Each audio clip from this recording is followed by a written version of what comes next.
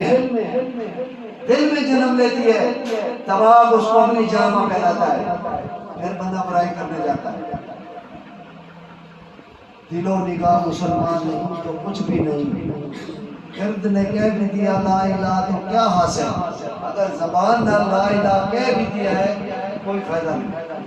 جب تک آپ کا دل مسلمان نہیں، آپ کی نگاہ بھی مسلمان نہیں ہوگی۔ دل جب آپ کا مسلمان ہوگا، اس میں اللہ کا نور داخل ہوگا، کسی اللہ والے کی محبت داخل ہوگی، کسی اللہ کے نبی کی محبت داخل ہوگی، اللہ کی محبت داخل ہوگی، یہ دل پاک ہوگا۔ جب یہ دل پاک ہوتا ہے تو اس کے کیا فائدہ؟ آپ کے اندر سے برائی ختم ہو جاتا ہے، حسد ختم ہو جاتا ہے، چغلی غیبت گناہ سے انسان بچنا شروع کرتا ہے۔ یہ دل کی رونق اور دولت ہے۔ جب کسی کا بندہ مرید ہوتا ہے تو وہ نور اپنے دل میں داخل کرتا ہے، اس نور کی رونق روشنی سے آپ پرہیزگار کرتے ہیں، آپ داڑھی رکھتے ہیں، آپ دستار رکھتے ہیں۔ جب آپ کوئی گناہ بڑا کرتے ہیں، آپ سے ایمان نکل جاتا ہے، وہ نور نکل جاتا ہے، پاکیزگی نکل جاتی ہے، آپ کے دل میں اندھیرا اور محل شروع ہو جاتا ہے۔ پھر آپ وہ لوگ ہوتے ہیں جن کی دعا قبول ہو رہی ہوتی ہے، جس کی نگاہ میں شفا ہوتی ہے، جو قرآن پڑھتے ہیں تو بیمار ٹھیک ہوتے ہیں۔ جب یہ نور نکل جاتا ہے، بیمان ہوتے ہیں تو آپ کی وہ شفائیں ہوتی شروع ہو جاتی ہیں۔ اچھے بھلے کو بھی ہاتھ لگاؤ تو بیمار لگا، دعا کرو گے قبول نہیں ہو، اندر اندھیرا آ گیا، روشنی نہ رہی، اس کا حل ہے توبہ کرے، کلمہ پڑھے، پیر کے پاس جائے، تجدید بیعت کرے تاکہ وہ نور بحال ہو۔ مرشد آپ کے لیے آپ کے گناہوں کی معافی مانگتا ہے، آپ کو بحال کرنے کی پوری کوشش کرتا ہے، بشرط ہے کہ آپ بحال ہو جائیں، سیدھے رستے پہ آنا چاہیں۔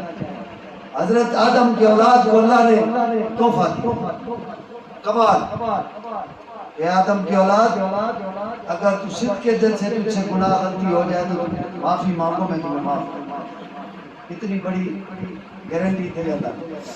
ہم اس نعمت سے فائدہ نہیں اٹھاتے، ہم انتظار کرتے رہتے ہیں کہ ہاں ابھی کون سا ٹائم ہے، کل کر لیں گے، پرسوں کر لیں گے، اسی حالت میں اللہ فوت اور وہ فاسق و فاجر ہو گئے۔ صبح اٹھو کلمہ پڑھو، سب سے پہلے تجدید ایمان فی زمانہ، بہت خطرناک دور ہے۔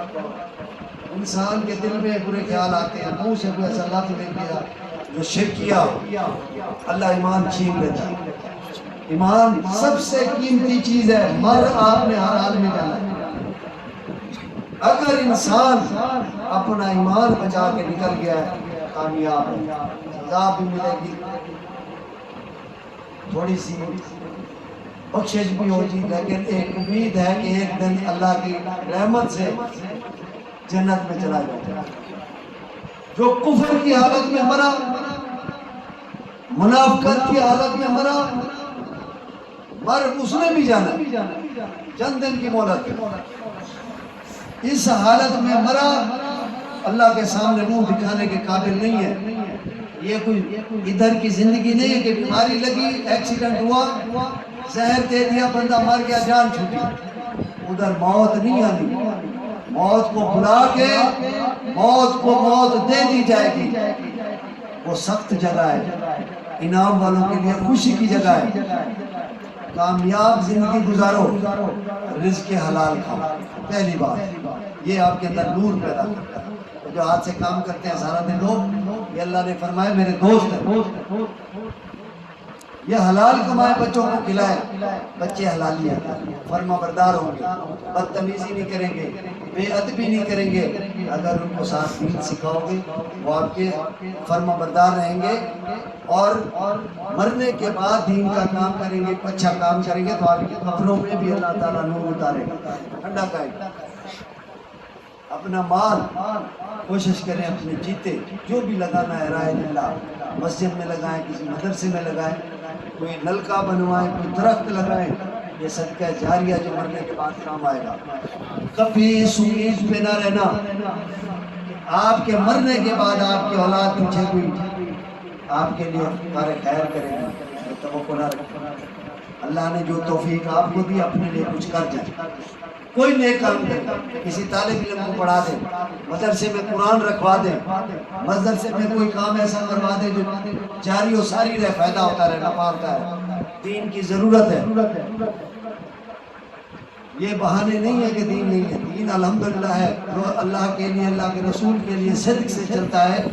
جہاں بیٹھتا ہے وہاں رون کے لگتا ہے، وہاں اللہ اللہ شروع ہو جاتا ہے، اللہ والے پیدا ہونا شروع ہو جاتے ہیں.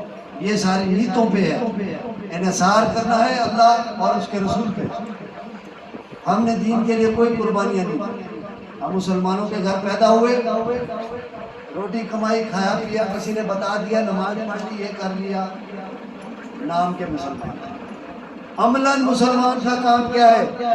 امت محمد صلی اللہ علیہ وآلہ وسلم کا کام دین سیکھنا اور سکھانا، یہ کام تھا.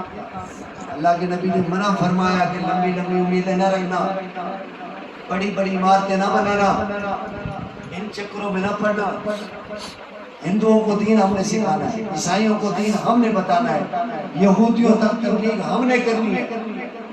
جب ہم اپنے حصے کا کام نہیں کریں گے تو اس کے بارے میں ضرور پوچھا جائے گا کہ میں نے تمہیں بغیر تمہاری مرضی کے مسلمانے کے گھروں میں پیدا کیا، میں نے تمہیں وسیع رزق دیا، ہاتھ پاؤں دیے، صحت دی، یہ بتاؤ تم نے میرے دین کے لیے کیا کیا؟ کیا سنکار کروں؟ اپنے حصے کا کام ضرور کریں. اپنے لیے نماز سیکھے، جا کے اپنی بیوی کو سکھائیں. اپنے لیے نماز سیکھے اور جا کے اپنے بچوں کو سکھائیں. جب گھر سے فارغ ہو جاؤ ہمسایوں کو اپنی دین پھیلاؤ. یہ ہماری ڈیوٹی شامل ہے. ایک آیت آتی ہے، ایک اچھی بات آتی ہے، ایک ہدایت آتی ہے، ہم نے اپنا حصہ ڈالنا، کسی کو وہ بات آگے بڑھانی. کوئی سنت مطالعہ آپ کو سمجھ آتی ہے کہ یہ اچھی سنت ہے، یہ آپ لوگوں کو بتائیں. جب آپ بتانا شروع کریں گے تو لوگ سننا شروع کریں گے.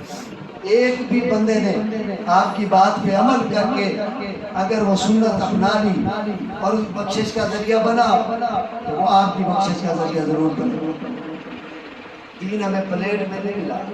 سرکار پاک اتنی مشکلات اور اتنی مصیبتوں کے بعد دین کا کام شروع کیا.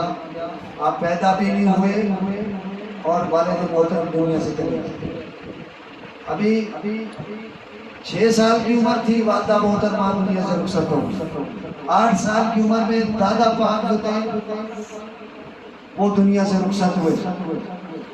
چچا ابو طالب نے پالا، جوانی میں وہ رخصت ہو گئے. اتنی مشکلات آپ نے گزاری ہیں. ہر مکے کا بندہ جن سے پوچھا جاتا تھا کہ محمد صلی اللہ علیہ وسلم کے بارے میں بتائیں تو فرماتے تھے انتہائی ایماندار آدمی. کیا چیز ہے؟ انتہائی ایماندار آدمی ہے. گارنٹی تھی، تو یاد تھا تو وہ ایمانداری تھی. تو اب بھی کوئی بندہ آپ کو ایماندار ملے اس دور میں، اگر ادھار کیے پیسے واپس کر دے سمجھے وقت کا بنی گیا. لیکن وہ دور ہے. اگر کوئی ایماندار ہے آپ کے ساتھ صحیح چل رہا ہے، سمجھو کہ بہت نیک آدمی، اس پہ اعتبار کیا جا سکتا ہے.